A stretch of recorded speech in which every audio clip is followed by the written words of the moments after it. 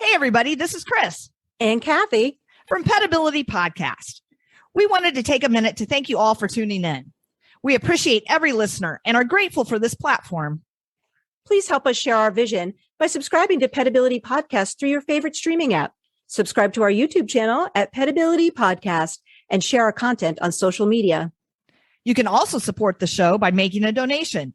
Simply go to our website at petabilitypodcast.buzzsprout.com and click on the heart symbol at the top of the page. Thanks for listening. We hope you enjoy the show.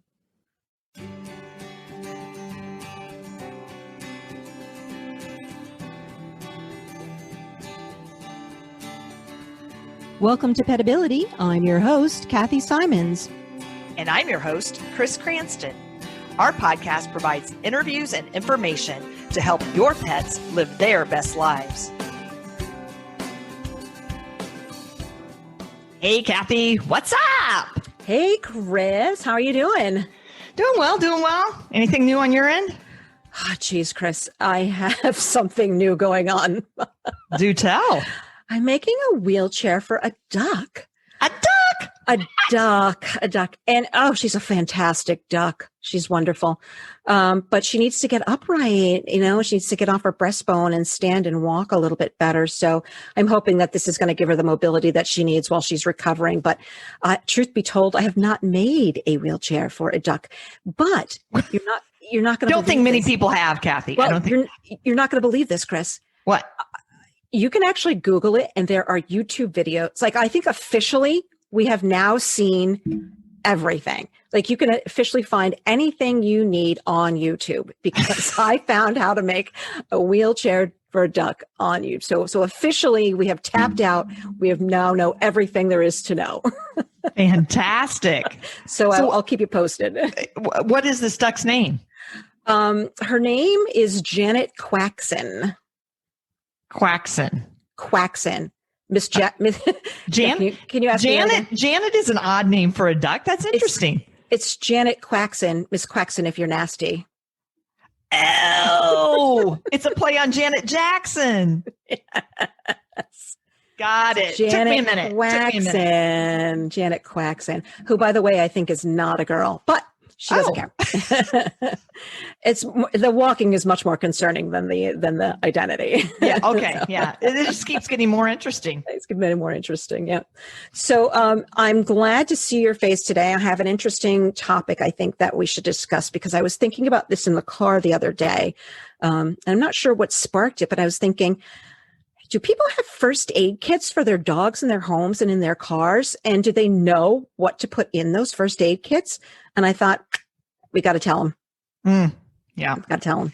I had the good fortune of, I was at an animal event, a dog fair, if you will, several years ago. And I entered a raffle and I won. I never win anything, but it was an all inclusive, if you will, first aid kit. Nice. It's in this little like backpack thing on wheels, and it had everything in it. And I was so relieved because, I like to think of myself as a responsible and knowledgeable pet owner, but I didn't have a first aid kit put together in my home or my car. So, I think that's good for people to know that you can do it yourself, and come up with the items, but there's also commercial first aid kits that are easy to get online.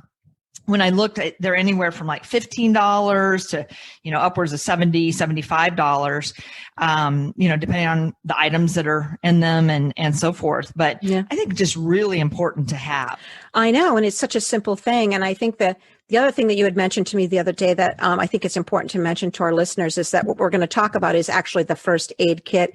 And that's a little bit different from your preparedness evacuation kit. And maybe we'll talk about that on another show, because there are some different things that you're going to want to put into that. But this is just about your first aid. So this is your first line of defense. So if you cut yourself at home after you scream a series of profanities, you're going to run to that first aid kit. You're going to have that bandage. You're going to want the cleaner, and so forth. And the same thing for our pets. We're going to want to have that available to us.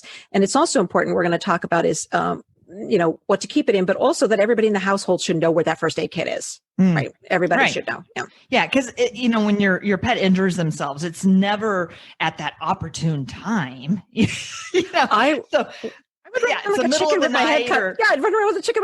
Where is it? Yeah, exactly. And you may be gone, and and somebody else is there, your child or something. But being able to talk another family member through it and the items that are in it. So good point to for your pet sitter. Who knows? So everybody knows what it is. And again, we're going to talk about having one for your house, and we also think it's important to have one in your car. So why don't we get started with the first step to having your first aid kit or putting together your first aid kit, Chris? Well, I think the first step is to put it in something that is durable and perhaps waterproof, right? Put it in a box. Yes. I think that's important. You're going to want to put it in a sturdy box, but also one that's weatherproof. You can actually put it in a bag like yours is in a bag, as long as it's waterproof. We don't want the things inside to get wet. So we want a sturdy kit, box, or a waterproof bag. Yeah. And it's all inclusive, that you can grab that and it's large enough to contain everything in it. Yeah. And then you can, sort out the various items. Even if you don't have something that's waterproof, I think the things that would be susceptible to moisture, you could certainly put them in a Ziploc or something like that to keep them, protected and so forth. So, don't fret over that. Yeah. I have some clients who have theirs in like a little tool chest, a little plastic tools, box. And you could actually put that. Yeah, you're right. You put the things inside in a plastic bag, and but it's durable and it's going to hold up. Yeah. So that's the first step. Step one. Toolbox, because it has a handle and you can run with it. Or a tackle box, like a fishing tackle box, and it should be red. Then you could run with it. It's red, like you're in an emergency. Right. and pretend that you're on Baywatch. Yeah, pretend you're on ER. So the box or what you keep your stuff in is key. If you had something going on and everything in there got wet, it would be useless. So right. So let's talk a little bit about the contents, Chris. What would you put in your first aid kit? Well, I guess when I think of first aid, the first thing that comes to mind is that there's some sort of open wound, bleeding that's going on. So I would want some sort of gauze or bandage or something absorbent to apply, pressure if possible and stop that bleeding. So, there's all kinds of things, in terms of that. Like I said, you could have a roll of gauze or, even like cotton balls or swabs, like cotton swabs, depending on the size of the wound or, whatever, but something to absorb that. Right. And then you're going to want some sort of non-stick bandage if you need to leave that on for a period of time, just to put some pressure on that. And they sell all kinds of wonderful non-sticking bandages you can get it at the pet store. And this is just, we say non-stick because we don't want it to stick it to your pet's fur. Now, sometimes you have to use what you have available, right? And sometimes it's that white medical, grade tape.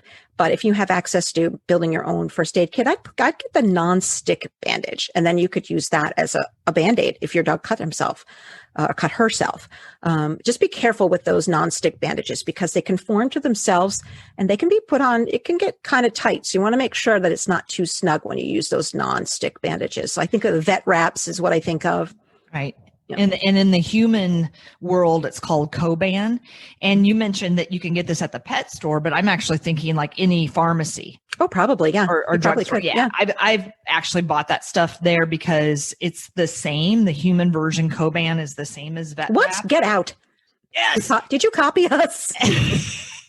And it's just a great material to have. Like you said, it's stretchy. It sticks to itself.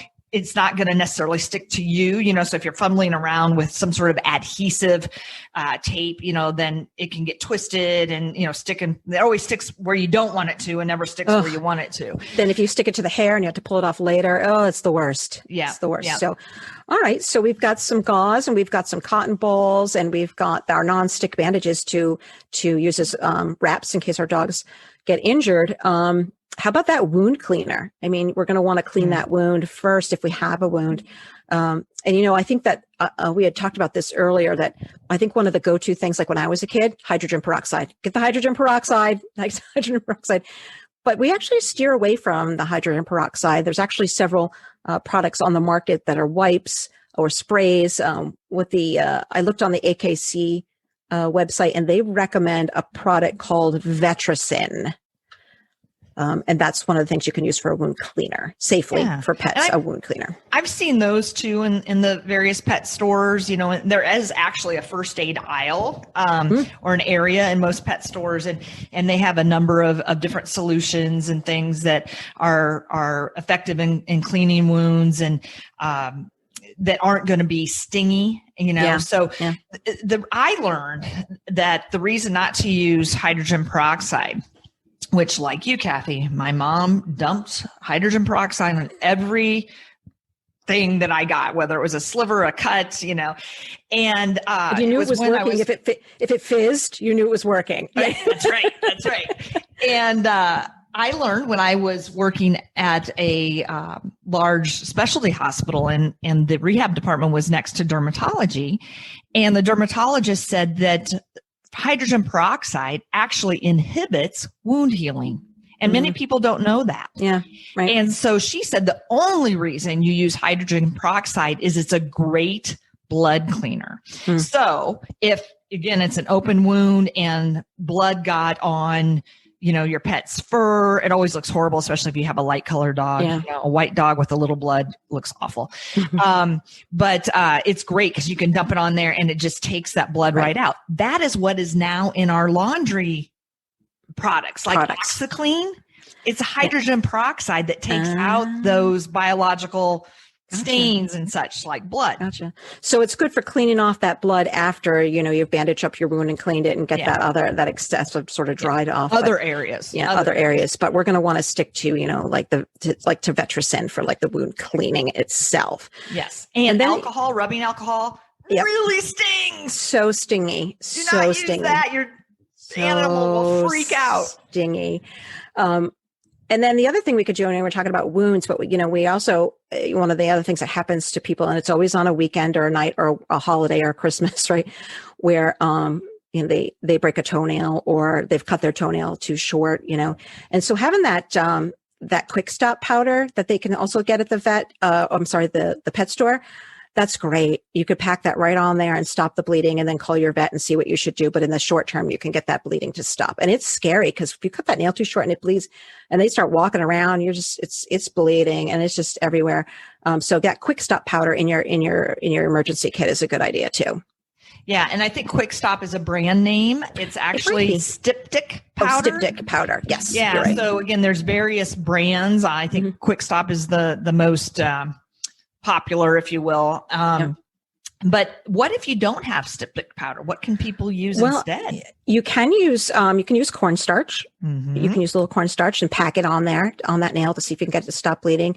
And in a pinch, if you were really in a pinch, you could probably use a soap bar and push the nail into the soap bar. That is a little stingy, but if you're really bleeding and you need to get that stopped, you can sort of get that cake of soap and then and push the nail into the soap there.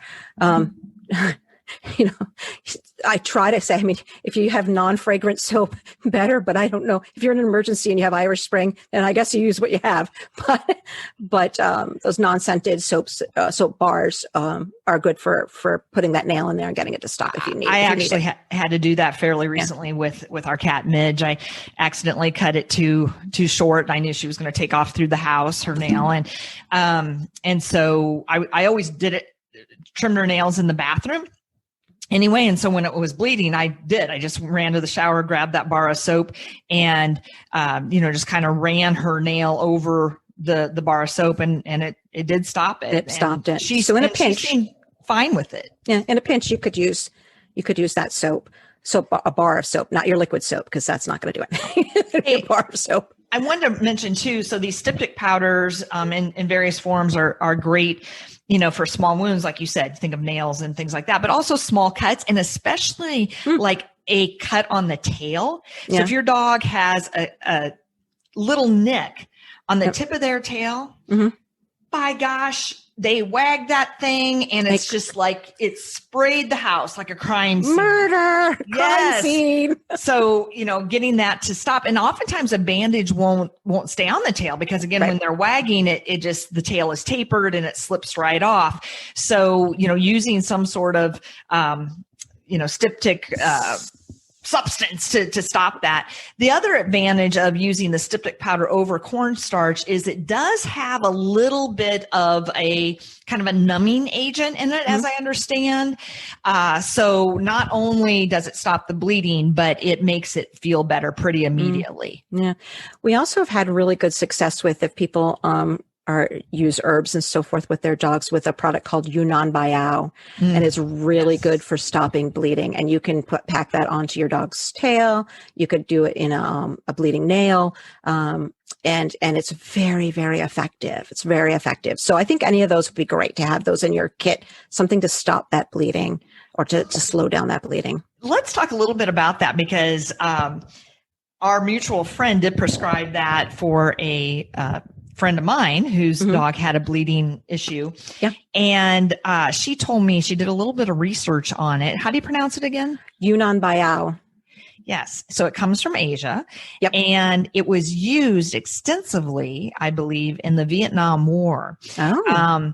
Soldiers carried this because in the field, they were often, it was a very, bloody war, and they were often desperate to stop bleeding. Yep. And so they would pack the wounds with that. And that, I think, was one of our first exposures here in the U.S. To that. And now, again, using it in veterinary medicine. So it's very cool. effective. And I think it's a little bit more mainstream now, too, that you're going to find, like, we have it in the practice that I work on part-time. It's in the clinic. We have it.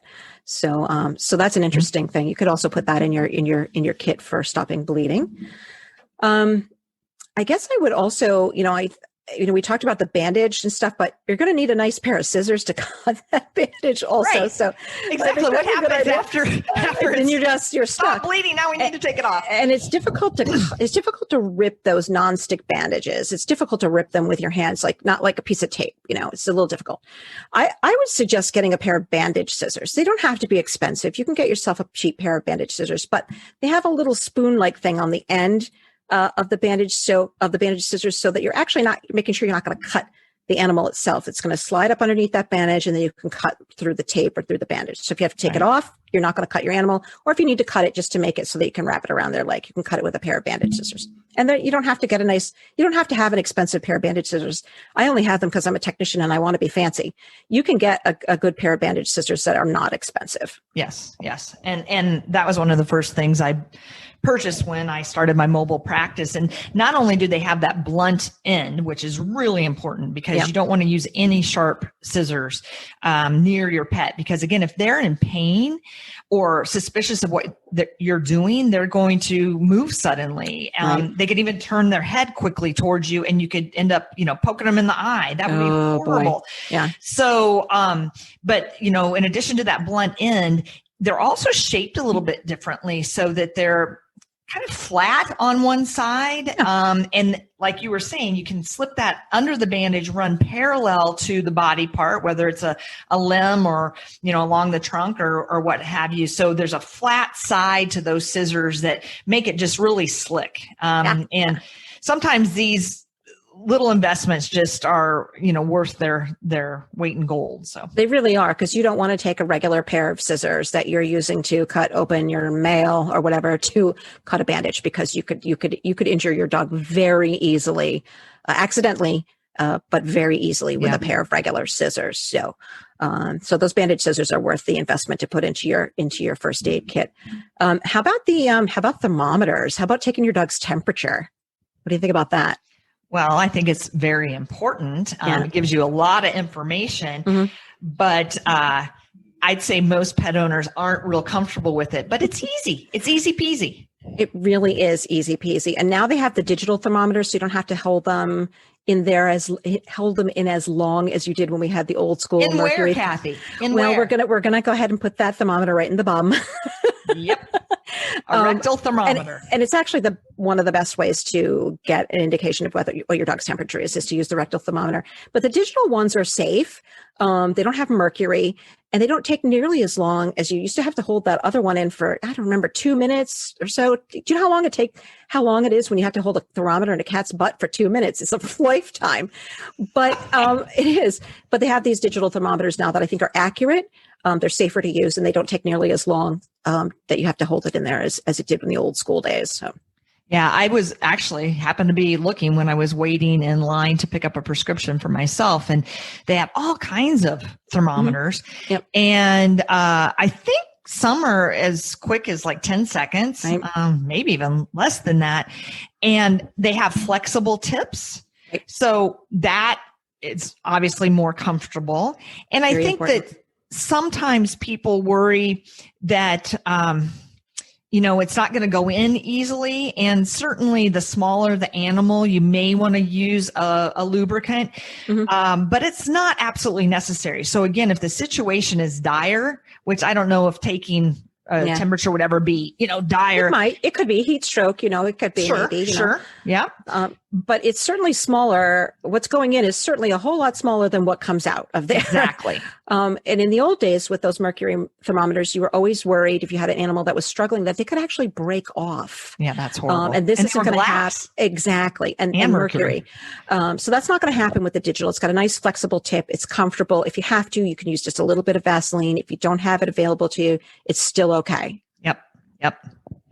So we should probably also know what our pet's normal body temperature is so we can report that to the vet. So if you feel like they're not feeling well and maybe their temperature is low, that's a really important information for your vet.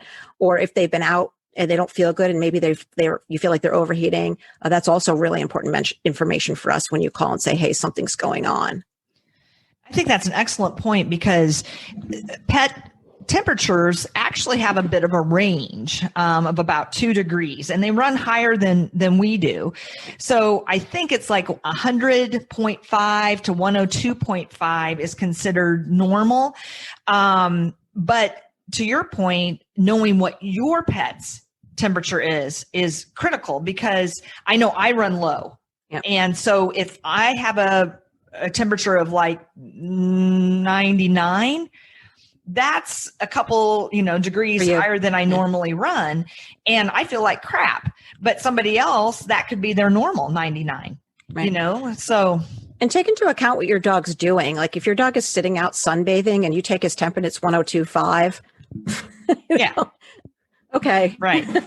It's at the high end of normal, but he was outside, sunbathing. So you have to take into account what's going on with the whole animal. But yes, anywhere in that 101 to 102 or 102.5 is a normal body temperature for animals. Sometimes it runs a little higher if they've been, if they're a little stressed or if they've been sunbathing or stuff. So anytime you got to take into account what's going on with the pet as well. But, anything to report for sure is anything over 102.5. We want to report that for sure. And you mentioned like if the temperature is too low, I could imagine like hypothermia. Exactly. If they were in a, freezing body of water or something like that. Certainly frostbite would be, an issue and such, but, sometimes these cats that are in renal failure, they have difficulty regulating their body temperature and they can get really cold. And, so it's important to know what your cat's and your dog's temperature is. So I think that that's a perfect thing to have in your first aid kit. Yep. And it's the perfect information for us as veterinary technicians or veterinarians when you call and say something's not right and my dog's temperature is 104, 104.2. And we're like, you're right. That is not right. So I think that's important. Now, since we've talked about having a high temperature, maybe we could also talk about having that ice pack ready to go. Yes. Because that's a big piece of equipment for us as rehabbers, that ice pack ready to go in the freezer. And this would be a good plug for our show that we published recently on when to use heat, when to use cold. Yep. And anytime there's an injury, that's going to cause inflammation. And so getting a cold pack or an ice pack on there as soon as possible is really imperative in decreasing that inflammation and making it feel better. But if you had an open wound or something like that, you wouldn't want to get it wet. You wouldn't want to apply the ice pack directly to that open wound, but you could certainly do the tissue around that. Right. Yeah. This is a perfect opportunity to listen to our show about heat versus ice and how to use that. And if your dog has an acute injury, as rehabbers, the first thing we're probably going to tell you to do is get out that ice pack. And I like an ice pack that conforms. So I know sometimes you get those hard packs in your mail, if you get something like sometimes we get food delivered, and but I don't use those ice blocks. You know what I'm saying? I like to use one that's almost a gel-like material, so that it can conform to the body. I think on our other show, we talked about even using things like frozen peas. Right. And you can also make one, I think it's a 2-to-1 solution of water, to alcohol, and you can put that in the freezer, and that it won't freeze solid, but it will give you that nice gel pack. Slushy. Slushy, so have the ice pack ready to go, because it's going to be too late. If your dog falls and you don't have one, it's got to be hours before you can freeze something up. So have one in the freezer. Next.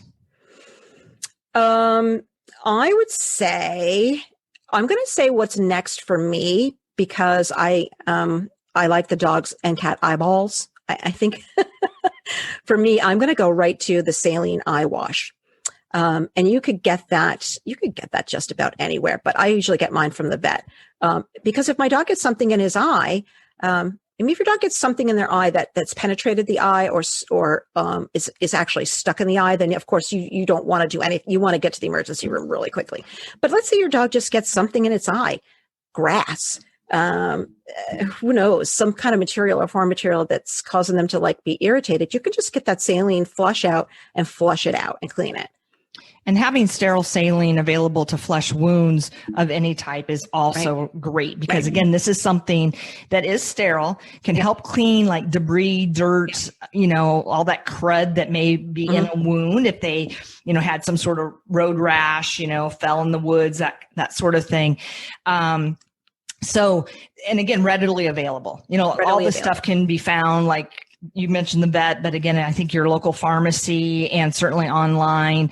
But it doesn't sting, and I think that's just a great product to have. And how awful it feels when you get something stuck in your eye. Or for me, it's my contact, and it's it's so uncomfortable. And one time, Mac got a piece of wood chip in his eye, and I was like, "What the heck is that? What are you squinting?"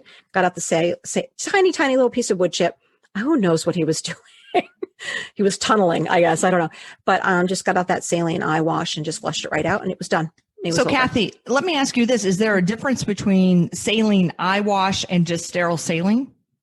I don't know that there is a difference. I think that saline eye wash or saline wash or eye wash is, I'd have to look it up, a 9% sodium solution. I'm not certain about that.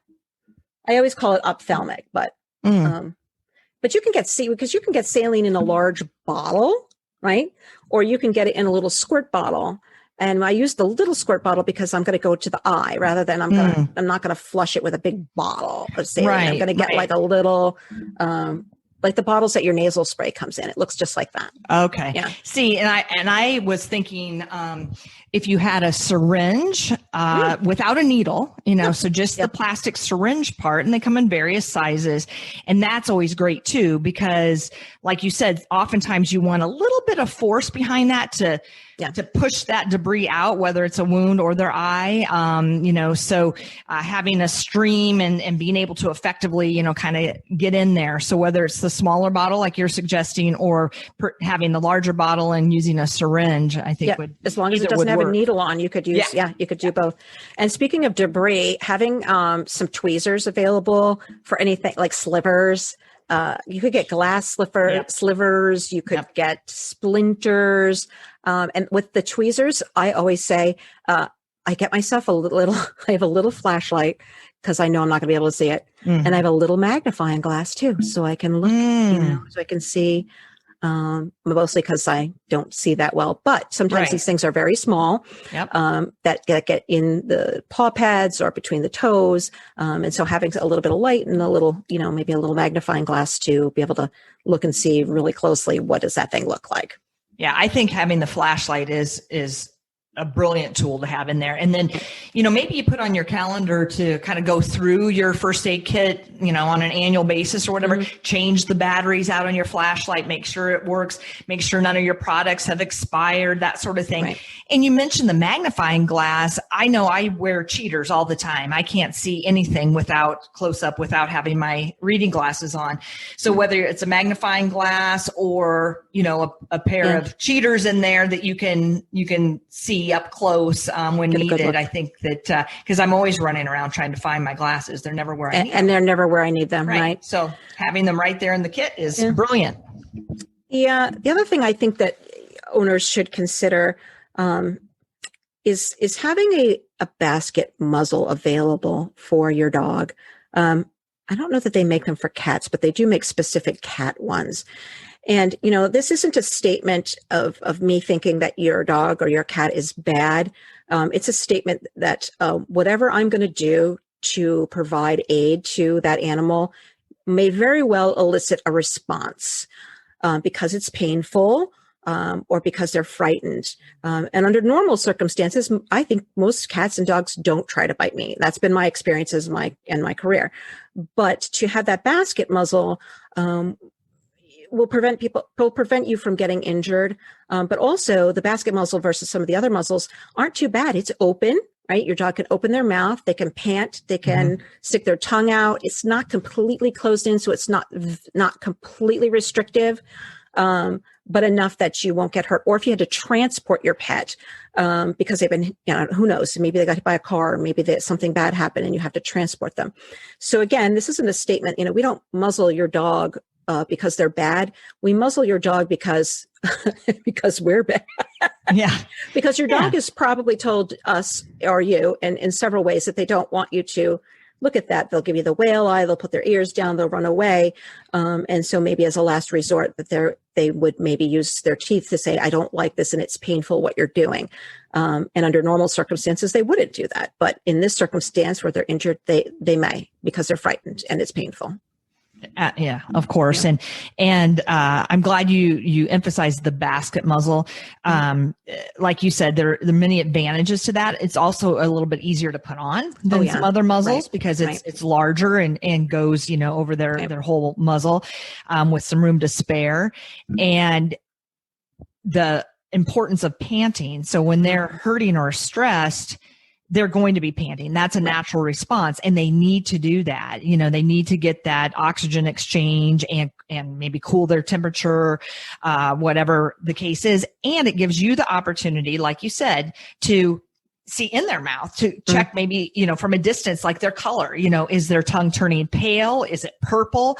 Those are not normal, colors in your mouth, your pet's mouth. And so, that would be an important bit of information as well to, call your vet or, tell the emergency room en route or, what have you. So, So I think that's a good idea to have one. And the other thing I would suggest just, is maybe see if you can train your dog to be used to having it put on so they don't fight you. And there's lots of tutorials and articles about how to condition your dog to wearing a basket muzzle.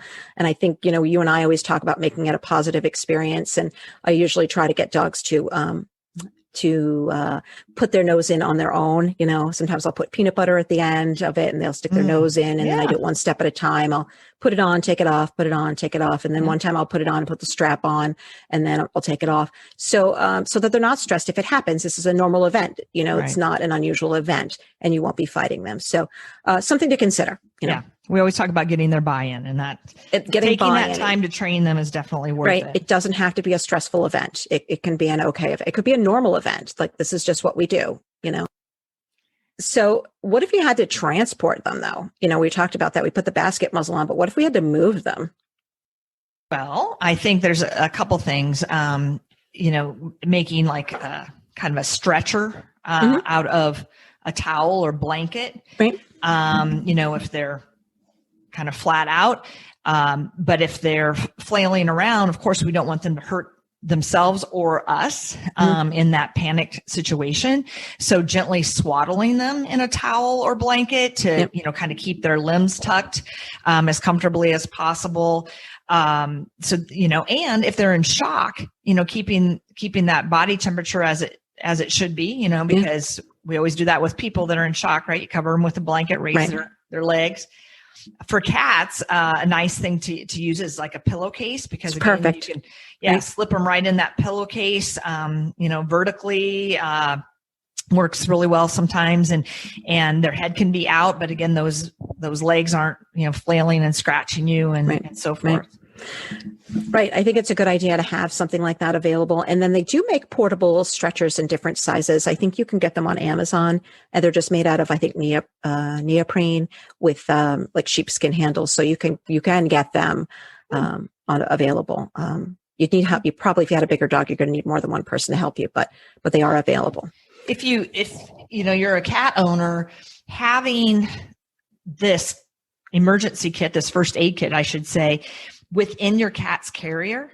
So, if it's a non-emergent appointment, you just take out the box or whatever it is and set it aside. Your cat has its carrier, but you can grab that whole carrier, with the kit inside, and you've got it right there, and you always know where it is, so right. Having those two things in tandem together, and being able to use whatever you need in the moment. Right. The pillowcase is perfect. I tell cat people all the time that you should have a pillowcase per cat, because if you had a fire or something that happened in your house and you need to get them out quickly, you could put them very quickly into the pillowcases to transport them out. Now, ultimately, it's not the best transport, but if you had an emergency, it's right there. So do you slip them, in that case, you slip the entire cat in and just kind of... Yep, and cinch up the pillowcase, and then you get them to a safe place. So if you had a fire and you needed to get them out, because they're going to freak out and run, and trying to get them into a carrier. Yeah, so, tornado, flood, hurricane. Exactly, it's good to have that pillowcase. So... What about medications? Would you keep any medications in your first aid kit? Well, I don't know if I think of necessarily medication. I think of some non-prescription things. I know years ago, I had a dog that I came home and I looked at him, and his face, he looked like a ghoul, because he had evidently been bitten by something. I did rush him to the vet. Of course, by the time I got him there, the swelling had gone down, but to give something like Benadryl, which is an antihistamine, I believe, to diminish any sort of allergic reaction. So that's something that comes to mind. Yeah, I would absolutely have Benadryl. And if you have a cat or dog, having Benadryl in your first aid kit is really, I think, one of the most important things in that kit. I would not, I would call the vet first and find out exactly what dosage you need, but absolutely have it on hand. Yeah. If they get stung by a bee, if they got bit by, I don't know, fire ants, I don't know. Yeah. You're going to want to have that Benadryl, because that's going to alleviate a lot of that discomfort and swelling for them. So Benadryl is a must in your first aid kit. Cathy, you mentioned that, to call your vet and find out, and do that in advance. Find out what the dosage is for their body weight, that species. Not everything that we give to our dogs can be given to cats, and vice versa. So make sure, again, you have that clarity in advance. I think this is the whole point of this podcast is, being prepared, having this stuff, having the knowledge and the tools, the items at the ready. So that when you're in that panic situation, you're not having to get the vet on the phone. I gotta find out what the dose is. Yeah, you're on Google and stuff. No, have time that is of the essence oftentimes. Have that available to you. And you can write it down. You can have a little notebook or a little pad if you want, and put it right into your first aid kit that tells you exactly how much, the dose. Or just put it on a piece of paper and with a rubber band around. Just stick it on. Yeah. So you have that dose. The bottle or the carton, the box, whatever it is, and just have it right there, easy to read. Perfect. The other two things I think of, and they're maybe not necessarily a first aid item, but I like to keep Gas-X and Pepto-Bismol at the ready as well. And again, just like you said, get those dosage from your veterinarian ahead of time. But gas pain is no joke. Cathy, I've never thought of Gas-X. Is this because you're a pug owner? Is this a pug problem? Yes, it is. But how many times have we had dogs on Thanksgiving or Christmas or whatever, and they don't feel well because they ate too much food, blah, blah, blah. So Gas-X or simethicone is something that dogs can have. Again, it's something you want to talk to your doctor about ahead of time. Make sure you get the right dose. And have it in your first aid kit, because that might be a first line of defense for your stomach ache. Same thing with Pepto. Keep it in your medicine cabinet. Get the dosage ahead of time, but just have it available. What's Pepto for? Pepto-Bismol is for your upset stomach. So if they're have nausea, heartburn, upset stomach, diarrhea. And again, this is something you definitely should talk to your veterinarian about ahead of time to make sure you have the right dose and that it's an appropriate medication for your dog. But I have it on hand just in case, So we talked earlier about hydrogen peroxide not being indicated for wounds because it can inhibit healing. But what would we use hydrogen peroxide for? You should have hydrogen peroxide on available because sometimes if your dog eats something that they shouldn't have, you can also induce vomiting with hydrogen peroxide. In my experience, it works maybe 60-40% of the time, but it's a first line of defense. If your dog eats something, you call your vet. My dog just ate something it shouldn't have eaten, and they'll probably tell you, get that hydrogen peroxide out and make them drink some hydrogen peroxide and vomit up whatever it is that they just ingested. I have a story about that. Okay. So, same little dog that got the bee sting or whatever it was, it made his face swell up. We had gotten some fudge for the holidays and it was sitting up on the dining room table. Mm-hmm. Turned our backs. Gone. Next thing you know, Jess has jumped from the floor to the chair to the table and devoured the plate of fudge. Oh, fudge is so delicious. Can't blame him. So called poison control. Yeah. And they said, give him hydrogen peroxide. And they told us exactly like how much and how often to do it. Yeah. I think it was probably maybe the second or third tablespoon. Yeah. And again, not easy to do. No. It doesn't taste good. They don't want it in their mouth. No. I could not believe. So again, it bubbles, right? Yeah. So imagine the plate of fudge expanded about 5 times with the hydrogen peroxide. Oh, Chris. So it just came out in this huge nasty bolus of brown. Ugh. And but that was it. Not taken care of. No more. That's nasty. Needed. Got it out. And I think the thing about inducing vomiting too, they say this in people, you need to know what went in.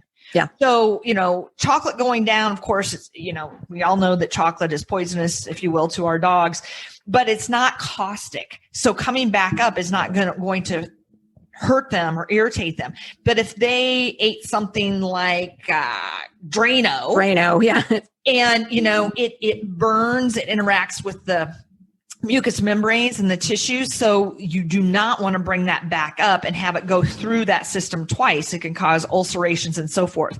So definitely when you call your vet or call poison control, know to the best of your knowledge what they ate, because it can really dictate how it's treated. It's not a one size fits all. Well, and you know what? That's a really good point. I think in our show notes, we'll put up the number for animal poison control. And then people can have that at the ready as well. And when it makes me think of, maybe I should keep all this paperwork in one place. I should have my dogs, a sticker on the refrigerator that says what Animal Poison Control Center is, what the closest animal emergency center is. You can put that number up as well, because a lot of small practices don't do emergencies after hours. So you want to know where your emergency clinic is. You also want to keep a copy, I think, of your dog's medical records, particularly their things like their vaccine status, so their rabies status, their vaccine status, anything that they're allergic to and so forth. So I would keep that close by as well, so that wherever you go, if you have to go to the emergency room, they have all the information available to them. Yep. Yeah. The rabies status is really important. It's important. Yep. It's a legal thing. We all have to make sure that our pets have their rabies vaccine. Vaccinated. So I think the other thing that people need to consider, and I would highly recommend this, is finding out where you can take a CPR class for your pet. And they offer them everywhere now. Your groomer might offer it. Your daycare might offer it. Your vet may offer it. They're actually certification classes, so you can get certified in CPR. And I think the likelihood of you having to give your pet CPR is probably pretty minimal, but you're going to learn other things that may very well come in handy, like the Heimlich maneuver. That's something you definitely need to learn. Yes. You need to know how to do the Heimlich maneuver. It's unlikely that you'll ever need to do CPR on your pet, but your pet they could choke on something. And also in these classes, they're going to show you how to take heart rate, respiration rate, how to bandage up those wounds, how to do the Heimlich maneuver, and how to do CPR on a pet correctly. Mm-hmm, mm-hmm, so I would highly recommend taking the class. Absolutely. And I've actually been certified on more than one occasion. And, each time I take it from a different instructor, I learn a little bit more. They phrase it differently, pick up a different pearl of information, and just, staying fresh on this stuff. And I agree with you. You're absolutely right. And they even say in the classes I've taken, CPR is not likely, but they cover so many other topics to keep your pets well. Yep. And it's great for you to feel confident that you have the ability to do these things, because you don't want to be Googling the Heimlich maneuver at the time of your pet choking. You want to feel confident that you're able to do it as you need it. So take those CPR classes. They're really, really helpful. They're very beneficial. Yep, agreed. So Cathy, as we wrap up here, would you like to highlight the items that we feel are most important to have in your pet's first aid kit? Absolutely. Let me go over some of those really important items. So we're going to want bandage material. We're going to want bandage scissors. We're going to want wound cleaner, not hydrogen peroxide. We're going to want that rectal thermometer, the digital rectal thermometer.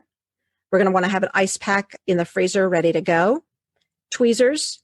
We're going to want to have a small flashlight, saline flush, and that basket muzzle that we talked about. It's also important maybe to have a blanket or a pillowcase for cats in case they need to get wrapped up or transported. You want to have your medical records with you in case you need to go to the emergency room. We want to keep things like Benadryl on ready for your pet, Gas-X, Pepto-Bismol, and this is where your hydrogen peroxide comes in. We want to use the hydrogen peroxide not for wound cleaning, but for inducing vomiting in case we need it. Keep the number of your 24-hour vet clinic posted, and you're going to want to keep the number of animal poison control posted as well. And everybody needs to know where that first aid kit is and where those numbers are. A couple other things that people may want to consider. So one would be some sort of antibiotic ointment for the wound. Now, I did do some research, and generally bacitracin and polymyxin B are okay, but neomycin, jury's out. Some studies have shown that it's good, others maybe not so good for your pet. So, maybe having some bacitracin on hand. Okay. And if you don't have a nonstick bandage, kind of slathering it up, that will prevent the regular gauze or bandage material from maybe sticking as much. So, that's a plus for that as well. Okay. And then having some rubbing alcohol to clean the various things that you use, like if your bandage scissors gets, nasty, or your tweezers, just kind of cleaning those off, making sure they're as clean, maybe not sterile, but, as close to it as you can make it. And then this is a little pearl of information that I just read today in preparation for our chat. They recommended having an old credit card, for example, in your kit, because it can be used to kind of pluck out like a stinger. Yeah. And even having like a tick removing tool, so having just all those quote medical supplies together. But yeah, oftentimes I think the stinger is, sticking out a little bit above the surface of the skin. And my understanding was if you take that credit card tool and kind of scrape it across in a plucking motion, it'll remove that stinger, which could make them feel better. Nice. Really idea. Quickly. Thanks, Chris. I thought that was Thank you. Cool little tidbit. Right. All right. Well, we'll put some of these things up in our show notes. We'll put up the number for animal poison control, right? And you can get some of these kits online, and you can make one yourself. So you don't have to. You can make one yourself. So Cathy, in conclusion, I just want to say that the aims of first aid can be remembered by thinking of 3 P's: preserve life, prevent the situation from worsening, and promoting recovery. Wonderful. Thanks, Chris. That's fantastic. Good advice. Thank you. You're welcome. Thank you. Okay. Bye. Bye.